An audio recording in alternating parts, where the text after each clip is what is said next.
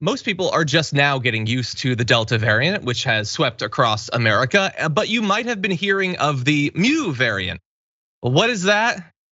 We're gonna give you the details. But at least as of right now, the experts seem to be indicating it isn't something you need to be immediately really worried about. Here is Dr. Fauci. We certainly are aware of the Mu variant. We're keeping a very close eye on it. It is really seen here, but it is not at all even close to being dominant. As you know, the Delta is more than 99% dominant.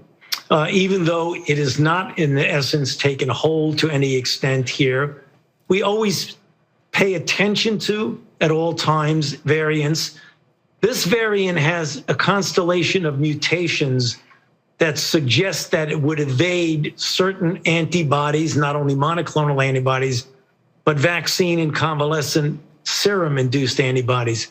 But there isn't a lot of clinical data to suggest that. It is mostly laboratory in vitro data. Not to downplay it, we take it very seriously. But remember, even when you have variants that do diminish somewhat the efficacy of the vaccines still are quite effective against variants of that type. Bottom line, we're paying attention to it. We take everything like that seriously, but we don't consider it an immediate threat right now. Okay, so I'm gonna give you more information about the origin and spread of the Mu variant, but Brett, there was some mixed information there. Of course, look, he's saying there is reason to believe that it might be able to evade some of the antibodies, but so far we don't have a lot of like in the field evidence of that, and you might still be kind of protected, and it isn't very common. So what do you think? I think the big takeaway that a lot of people would probably have when watching or reading a story like this is, oh my God, we're at Mu. It's like when you look up what letter we're on in the hurricane alphabet, and you're just like, oh, Mu looks like an M. It's in the middle somewhere. I don't even know. They probably have even more Greek letters than American letters. So I'm out. But really, at the end of it, it's like I'm scared of the Mu, and everyone has already by this point chosen, for the most part, their approach to guidance from the CDC and how much they take it to heart. And for me, someone who has taken it to heart and is, just like any other developing science, as new things emerge, you kind of feel that over time it gets more and more concrete, and that seems to be the same vibe that the guy in charge of science here does. But I'm still going to follow the same COVID protocols that I've been following, which are probably a little bit more, stringent than other people have.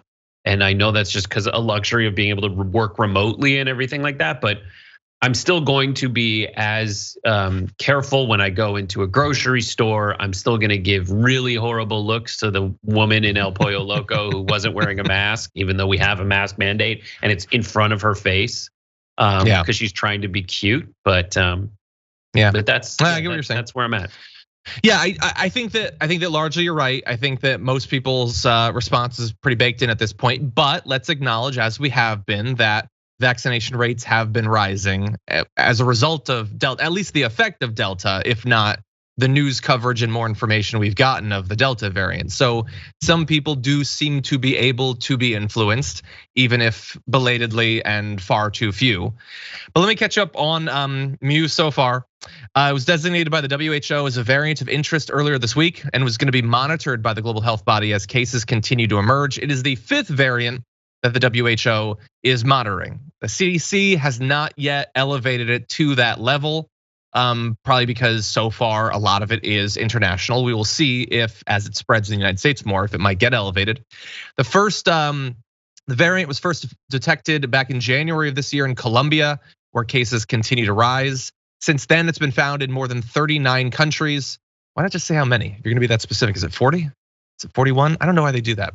There's but anyway, only 39 countries. That's true. Yeah, I think there are roughly 39 countries in the world. More than John. I was gonna just gloss over that until you point out. Now it's the most frustrating thing in the universe to me. Is it more than 40 or isn't it? Because that at least seems like you're rounding.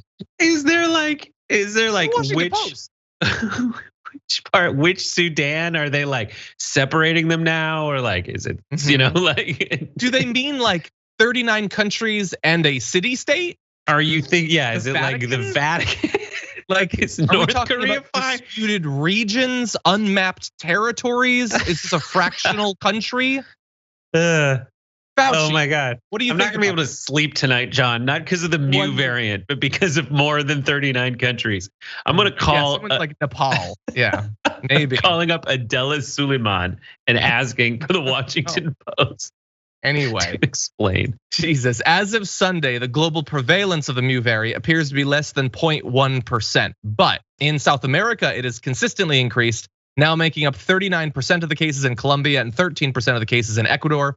About 2,000 Mu cases have been found in the US in states, as broad as California, Florida, Texas, and New York, where you would expect basically any new variant is going to enter the country.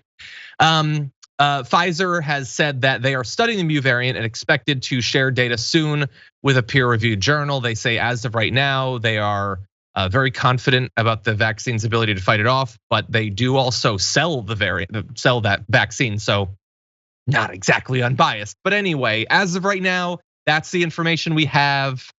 Perhaps in a few months, it'll be ruining our lives, but right now it doesn't look like a total catastrophe.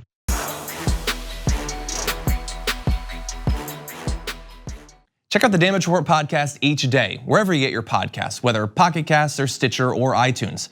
You can join me as I give you the news and stories you want, with a range of co-hosts and interview guests jumping in on the fun each day. Again, that's the Damage Report, wherever you get your podcasts. And if you get them at iTunes, don't forget to rate and review. Sometimes I'll read them live on the show.